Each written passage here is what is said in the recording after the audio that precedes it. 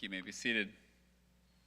Joshua 1:9 says, "Have I not commanded you, be strong and courageous, do not be frightened, and do not be dismayed, for the Lord your God is with you wherever you go."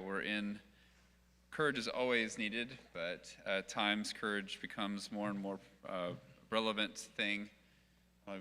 We are celebrating courage here academically, but we also just encourage the virtue of courage in just the daily things that we're called to do here at Annapolis Christian Academy. So thank you for joining us here for this special NHS induction chapel. Following the induction ceremony, we'll be following the format of the induction ceremony instead of our normal chapel liturgy. But first, we'll do some announcements. Friday is our Mago Day fundraiser. You pay $5 for special Jeans Day, and the Jeans Day follows our handbook requirements as far as those, and you'll be wearing a Spirit shirt. So for $5, you get a special Jeans Day, Spirit Day to support that amazing program. Monday is Coffee with the Head. We start at 8 o'clock. Our topic will be an overview of how logic and rhetoric prepare students to become wise, persuasive, and gracious. And then Tuesday is Warrior Men Lunch. So any men associated with Annapolis Christian Academy at 12 o'clock, you can join us for lunch. And then next Friday is a noon dismissal for parent-teacher conferences. And then the next day is the rhetoric formal. We've been working on that. We had our first dance lessons this week. We are needing volunteers, though. On Thursday at First Presbyterian, it will be the day that we are decorating. If you are willing or able, we definitely need many hands to make that work lighter. You can reach out to Mrs. Lockyer or Mrs. Rochelle Graham if you're interested, and we just need people that want to decorate. So please come and help.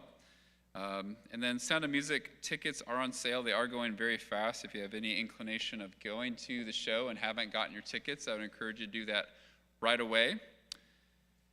And then Saturday the 21st is our Warrior Gala. So I'm going to ask our Director of Advancements, Mrs. Carrie Stice, to come forward to talk about our events leading up to that and the gala itself. So please welcome Mrs. Stice.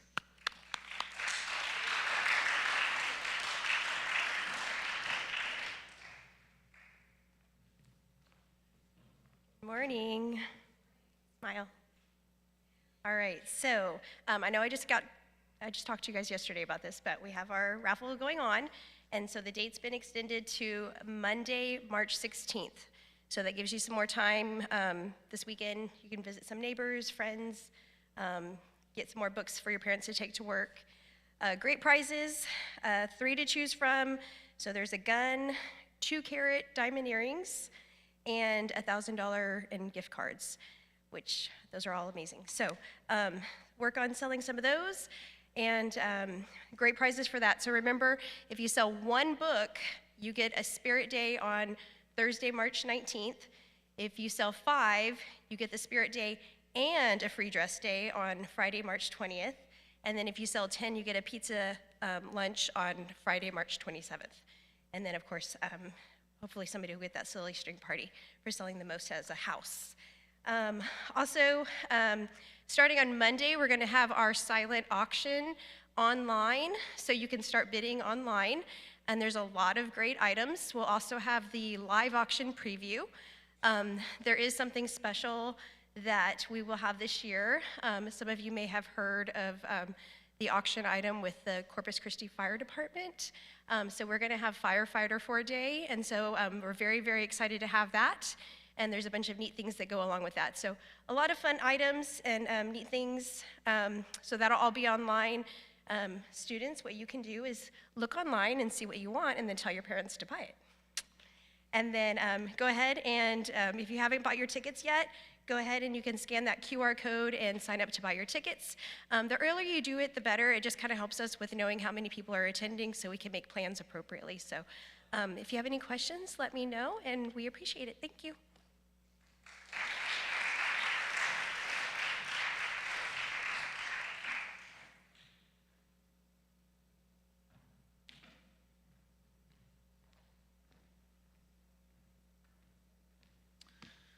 My favorite auction item, even though it's not a silent auction, is the fishing with the head. So you can tell your parents to go get that. I think Lance and Leighton, we went fishing, didn't we? Caught a shark? Yeah. All right. So yeah, So there you go. I'd like to ask Mrs. Peterson, our Director of Fine Arts, to come forward with an exciting announcement.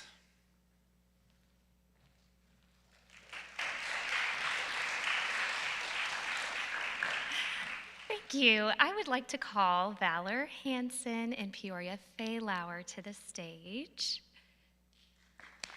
Yes. Each year, the Association of Classical Schools hosts an honor choir coinciding with their national conference. This is a select choral ensemble made of students from classical Christian schools across the country. The honor choir brings together talented musicians for several days of intensive rehearsal, musical growth, and fellowship. They also have the wonderful opportunity to study under a distinguished conductor.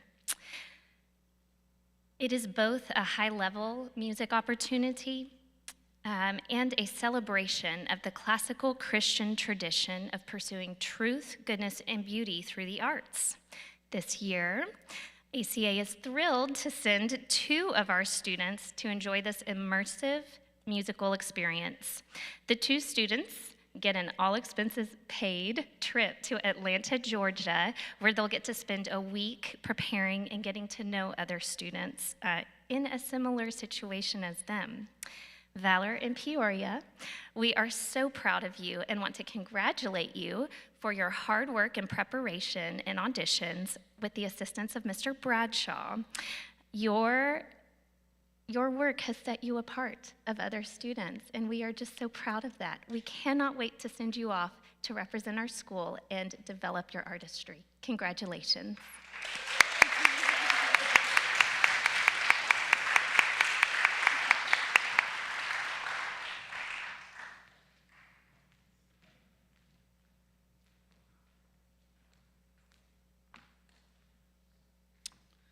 It's hard to downplay how prestigious of a thing this is. This is students from across the nation, so this is the best of the best, so we're excited to send not just 1, but 2 of our students there.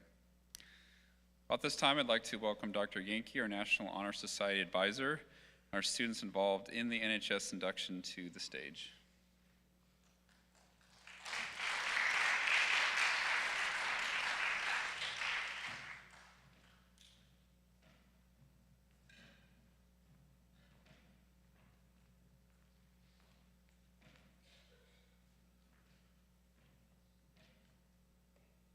Good morning. Fellow faculty, parents, guests, and students, welcome to the 2026 National Honor Society induction ceremony. We're gathered here to formally recognize those students who've been selected by the faculty of our school for successfully completing their candidacy and are therefore being inducted as new members of the NHS chapter. For current members and those former members who may be among our guests, we hope this will serve to remind you of the standards of excellence you too are charged with as members of the nation's oldest, largest, and most prestigious student recognition program. And I was in it when I was in high school, and I tried to find my pen. I couldn't find it. So it is quite an honor.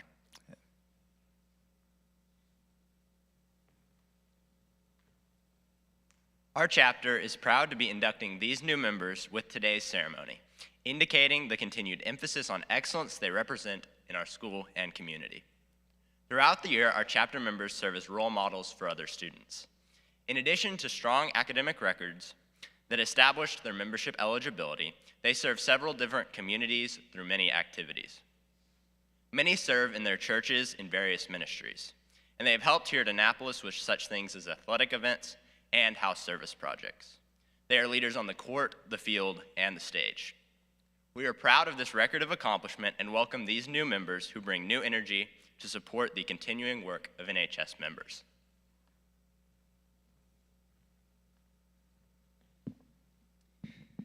At this time, we proclaim to all in attendance that membership in the Annapolis Christian Academy chapter of the National Honor Society has been earned by these candidates through the effective demonstration of the 4 qualities that serve as standards for this society. Honor can be defined in different ways, but the National Honor Society has chosen 4 specific traits: scholarship, service, leadership, and character. Some senior members of our NHS chapter will now review these qualities for the candidates and lead them in the pledge.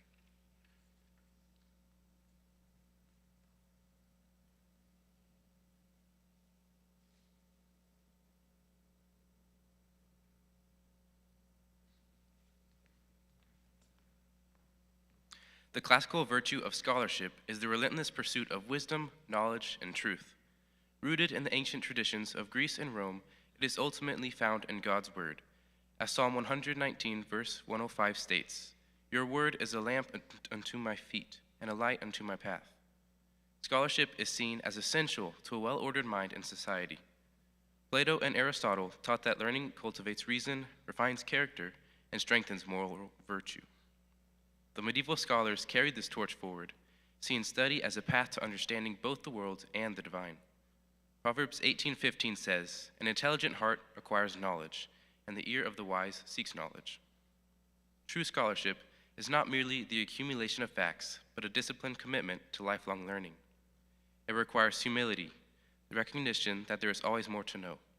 It demands diligence, the patience to wrestle with difficult ideas, and it fosters wisdom, the ability to apply knowledge with discernment. Proverbs 1:5 says, "Let the wise hear and increase in learning, and the one who understands obtain guidance." In an age of fleeting attention and shallow information, scholarship remains a noble pursuit, reminding us that truth is not always easy, but it is always worth seeking. Candidates have the charge to continually expand the world through the opportunities inherent with scholarship. Proverbs 4:7 says, "The beginning of wisdom is this: get wisdom, and whatever you get insight."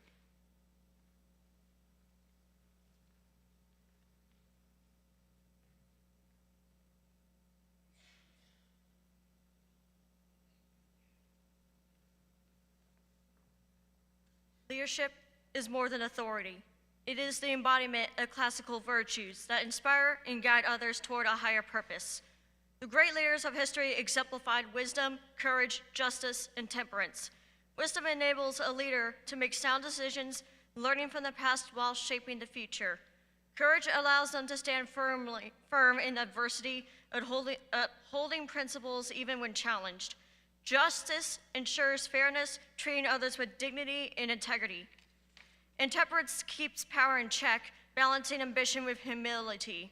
True leadership is not about power, but about service, lifting others, fostering vision, and leaving a legacy of character and honor. In Matthew 20:25 through 28, Jesus sets the example of leadership. But Jesus called to them and said, "You know that the rulers of the Gentiles lord it over them, and the great ones exercise authority over them. It shall not be so among you. But whoever would be great among you must be your servant, and whoever will be the first among you must be your slave." Leadership should exert a wholesome influence on the school. In taking to the initiative in the classroom and in school activities, the real leader strives to train and aid others to reach their common goals of success.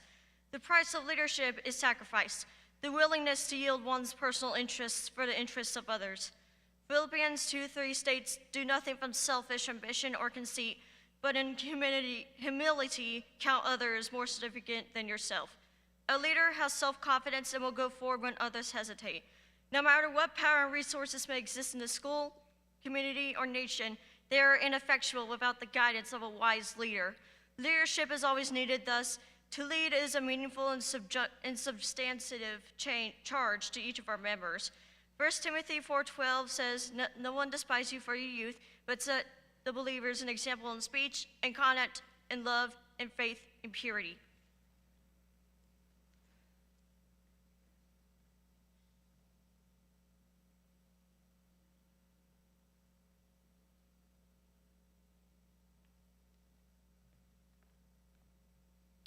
Service.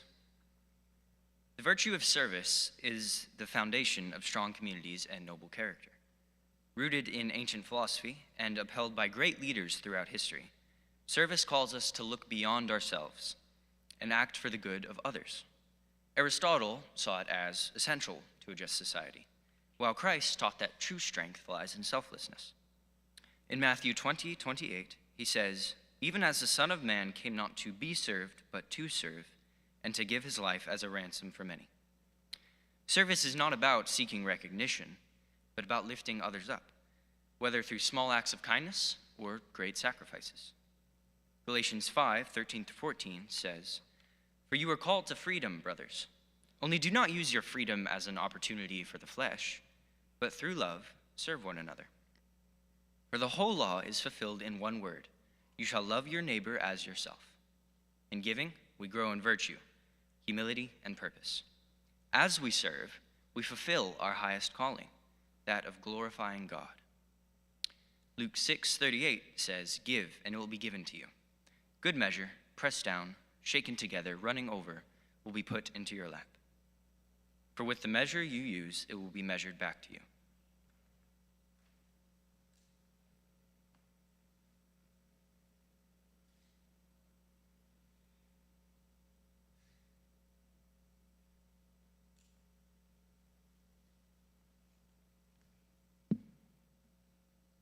Character. Character is the foundation of a virtuous life, shaping who we are and how we interact with the world. In classical philosophy, character is built on virtues like courage, wisdom, temperance, and justice, qualities that define moral excellence. Aristotle taught that character is not simply inherited, but developed through habit, meaning our daily choices shape who we become. We see this in 1 Samuel 16:7, when it says, "But the Lord said to Samuel, do not look on his appearance or on the height of his stature, because I have rejected him. For the Lord sees not as the man sees. Man looks on the outward appearance, but the Lord looks on the heart." A person of strong character stands firm in integrity, even when no one is watching, and acts with honor, even when it is difficult. Ephesians 6:5-8 says, "Bondservants, obey your earthly masters with fear and trembling, with a sincere heart, as you would Christ, not by the way of the eye service as people pleasers, but as bondservants of Christ, doing the will of God from the heart, rendering service with a good will as to the Lord and not to man, knowing that whatever good anyone does, this he will receive back from the Lord." In a world that often values success over virtue, true greatness lies not in what we achieve, but in who we are. Romans 12:2 says, "Do not be conformed to this world, but be transformed by the renewal of your mind, that by testing you may discern what is the will of God, what is good and acceptable and perfect."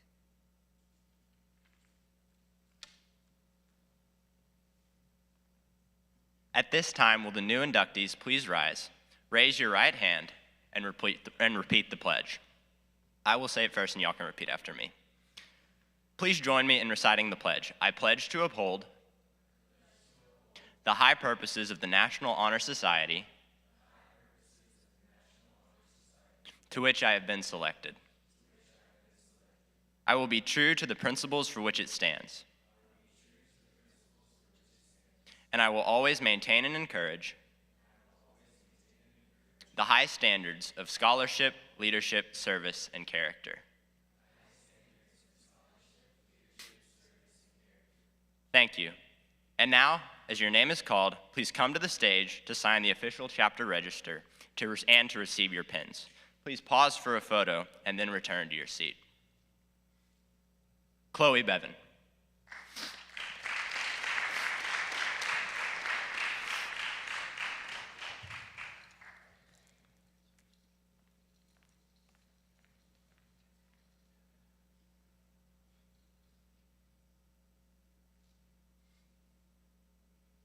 Annalyn Brush.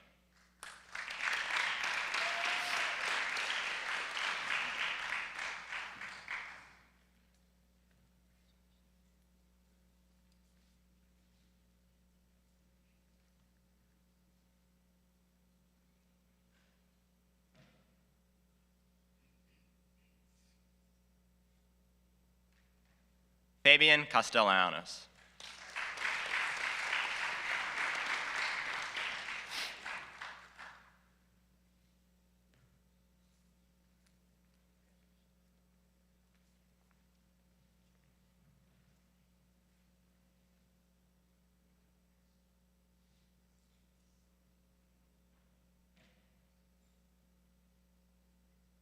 Jeremiah Cavazos.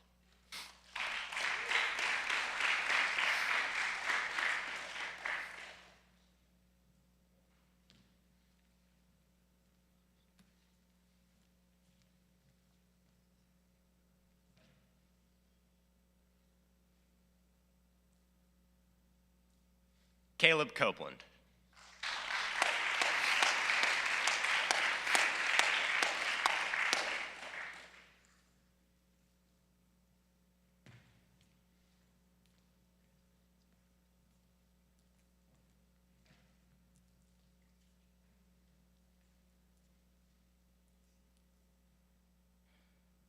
Joaquin Ford.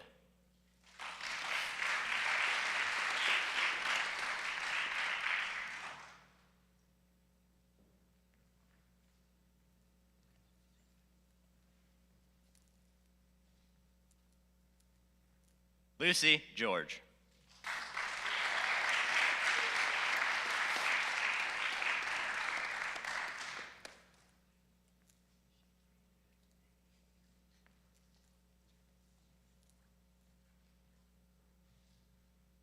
Hadley Klein.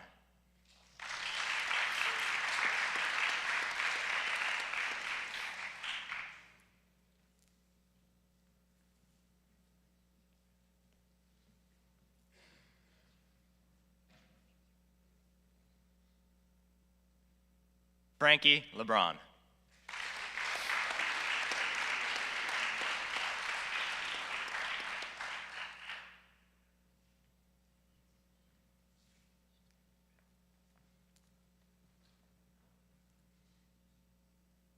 Taya Miles.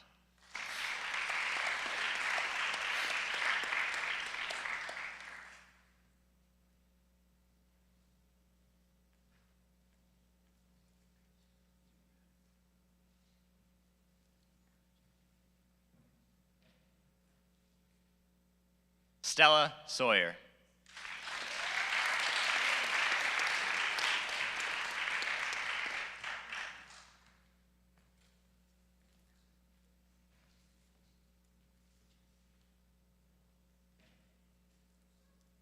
Kelsey Stice.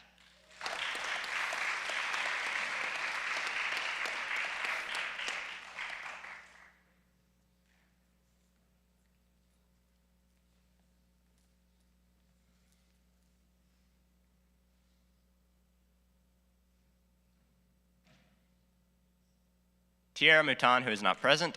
Jasenia Ford.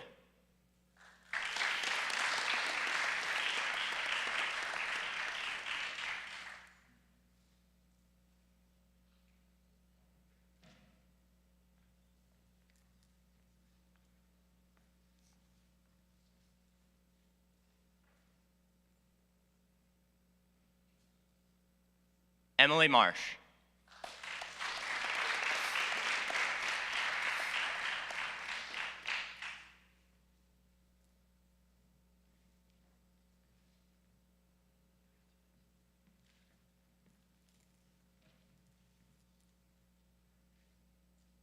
And Michaela Wagner.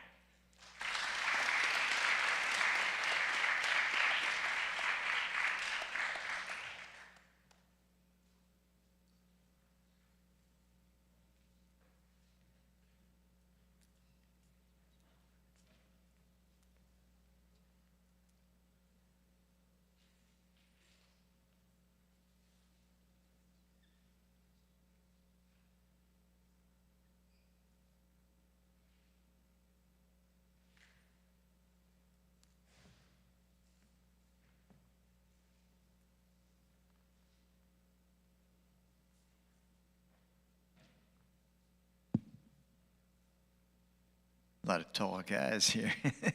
I'm not so tall. Welcome all new NHS members. We're proud of you. We'd like.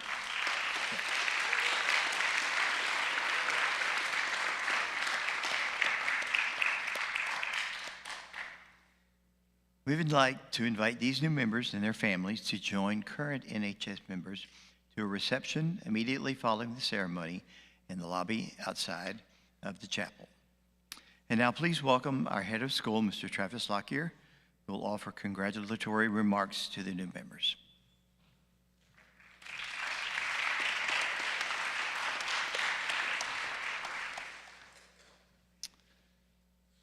I'd like to thank the Faculty Council for their work in selecting the new members and the senior NHS officers and members of the NHS for organizing this year's induction ceremony. I'd also like to thank our advisor, Dr. Yankee.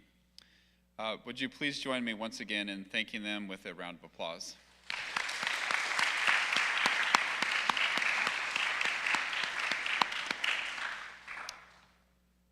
Well, thank you all for attending our NHS ceremony, but before doing so, you guys can sit down, by the way. Sorry.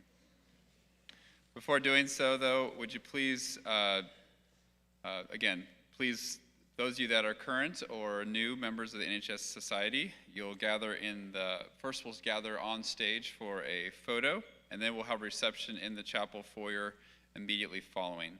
The family members of the NHS members are invited to stay, and other students, unfortunately, you have to go to your next class. Would you please join with me in a word of prayer as we close the ceremony? Gracious Heavenly Father, we're thankful for the virtues that we are exemplifying here, and for those that have done the hard work and have been recognized for that work through academics, but also more than that, character and service. We just pray that these students would continue to serve you and the work that they're doing, and would follow you in all their ways.